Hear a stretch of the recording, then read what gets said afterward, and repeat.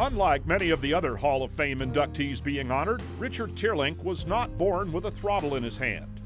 My passion for motorcycles sort of started when I was 14 years old, when my friends were having Harley 125s and Cushman motor scooters and things of that sort.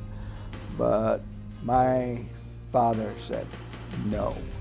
Richard's time on two wheels would come. In 1976, he earned his MBA from the University of Chicago. 5 years later, he joined the Group of 13 that bought back a desperate Harley-Davidson from heavy industrial conglomerate AMF. The group, led by Vaughn Beals, then began the monumental task of rebuilding and rebranding the iconic company. It was unbelievable when you think about what they had done in putting together this purchase of Harley-Davidson that you wouldn't have imagined anybody would do. But Vaughn and the group, they were committed to make Harley survive and go forward. And I had the good fortune of coming a few months later as the Chief Financial Officer. Our CEO, who worked closely hand in glove with Rich, knew from the get-go that Rich was the guy who he could trust, who'd go out there and look at every opportunity, exploit every opportunity, not sit back.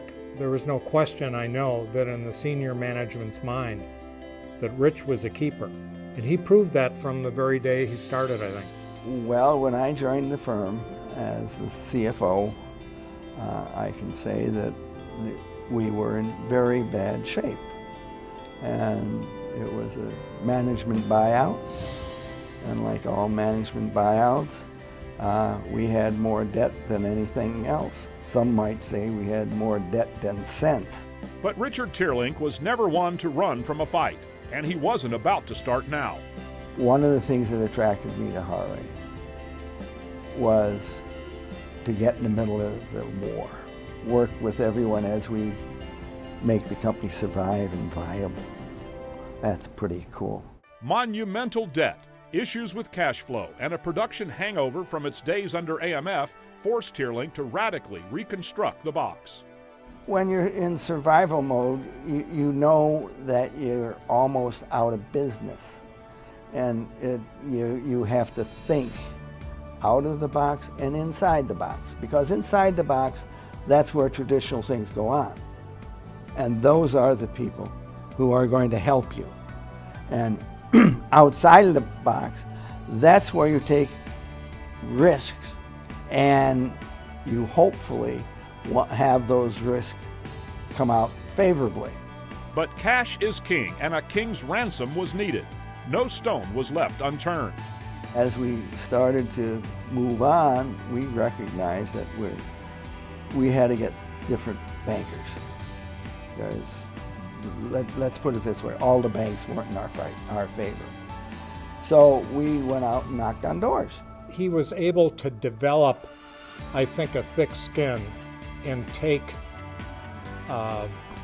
turndowns and no, and move on to the next one without taking it personally, because he had a thankless task. As we started to improve, the reception that we got improved. Wasn't a slam dunk, but we started to move because the company was moving in the right place. Quality was going up. We didn't have many debts, those kinds of things. So that makes it a lot of fun to get up and go to work in the morning.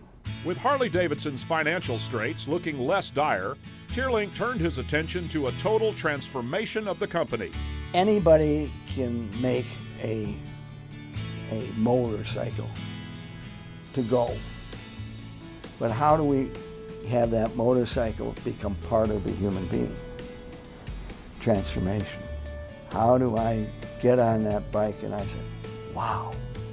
The culture that Rich really espoused was to get everybody engaged in understanding the issues of the business, and when they understood the issues of the business, they'd make smart decisions about the right thing to do, whatever their role was in the business. So it was very much a bottom-up view about how a company should run, not a top-down view, but a bottom-up view that required that leadership provide, great context, perspective, information, and direction with which people could make the right decisions and move on in the best interest of the company. And we're working on that still today. It was this bottom-up view and engagement in the entire business that kept Harley-Davidson racing through the tough times. We always have to be careful about thinking that the guy who's got this title is making all the decisions. Racing was a department. Racing was for marketing. Racing was something that if they thought it was something that was viable and it can enhance our relationship with our riders and with the public, stick with it. You just started to believe him, and obviously his demeanor had a lot to do with that. He'd have big meetings and get all the employees together, and here's the plan, this is what we're going to try to accomplish, and we all got to work together, and he'd define the goals, and he'd ask for help and solicit input. I've worked for a lot of CEOs, and this one I would actually like to say I worked with. For nearly 2 decades, Richard Teerlink held reins as CFO, CEO, president, or chairman of the board. He orchestrated what many in the business community consider the greatest turnaround of a company in American history. Still, he has trouble with the word me. Harley wouldn't be here today if we didn't have thousands of people doing their job. We have this hero thing that goes on in businesses. And believe me, it's nice to get the accolades, but it's important for us who get the accolades to understand why.